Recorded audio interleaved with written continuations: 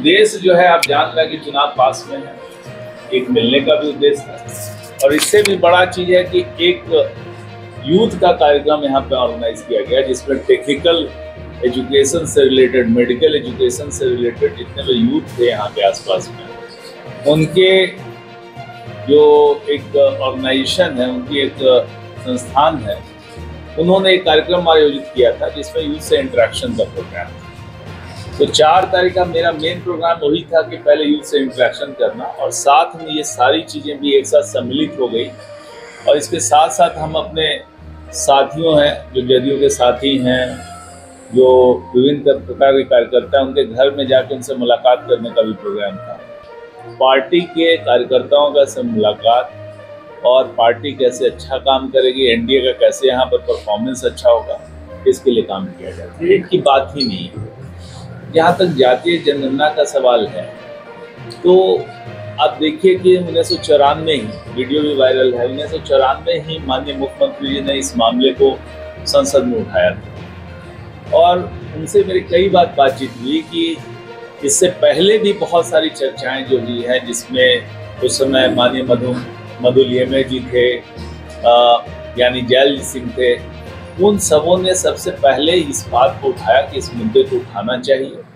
और आप जान रहे हैं कि स्वतंत्रता के पहले ये जातीय जनगणना होती थी और इसमें सभी का आर्थिक और सामाजिक स्थिति या शैक्षणिक स्थिति इसका विवरणी लिया जाता था। 1931 तक वो चला, लेकिन 41 में वॉर के कारण वो बंद हुआ और बाद में जब कांग्रेस का शासन आया तो उन्होंने इसको बंद करा दिया और कई सालों तक कांग्रेस का शासन तो बहुत सालों तक, वर्षों तक रहा, लेकिन कभी भी उन्होंने जातीय जनगणना की बात नहीं की। और बाद में जब यहाँ पर जब माननीय मुख्यमंत्री जी ने संसद में उठाया, वहाँ भी बात नहीं बनी। और 2011 में जब उनकी सरकार थी, यूपीए की सरकार थी, उस समय भी जातीय जनगणना का काम नहीं कराया, बल्कि आर्थिक एवं सामाजिक सर्वेक्षण के नाम से, सर्वेक्षण नाम से काम कराया।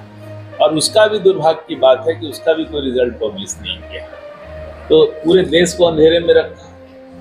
भाई, जब जातियों की संख्या सब निर्धारित हो जाएगी तो उनके आधार पे कौन पिछड़ी है, कौन कितना है, सामाजिक आर्थिक स्तर किसका कितना है, उसके आधार पे नीतियां बनाने में सहूलियत होती है।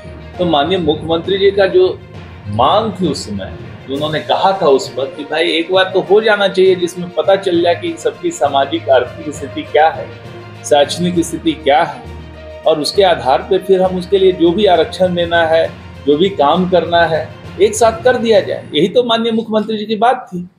और जब इनको मौका मिला, इन्होंने इस बात को केंद्र सरकार से भी उठाया और केंद्र सरकार में जा करके यहाँ से एक रिप्रेजेंटेशन, पहले तो एक चिट्ठी भेजी माननीय नरेंद्र मोदी जी को और फिर खुद एक डेलीगेशन लेके गए, इसमें सभी दल के लोग साथ में थे।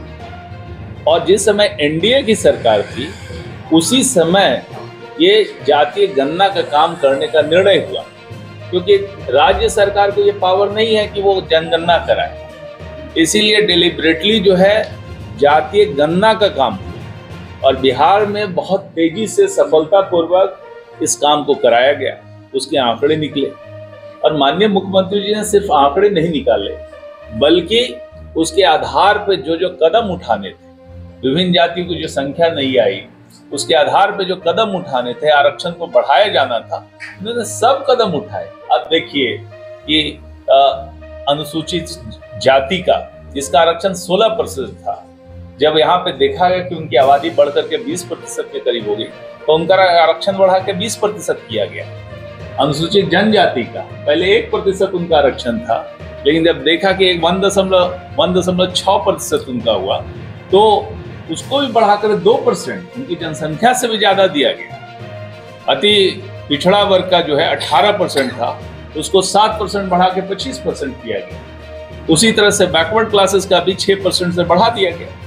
तो इस तरह से टोटल जो है 65% आरक्षण का प्रावधान इन्होंने यहाँ पे किया।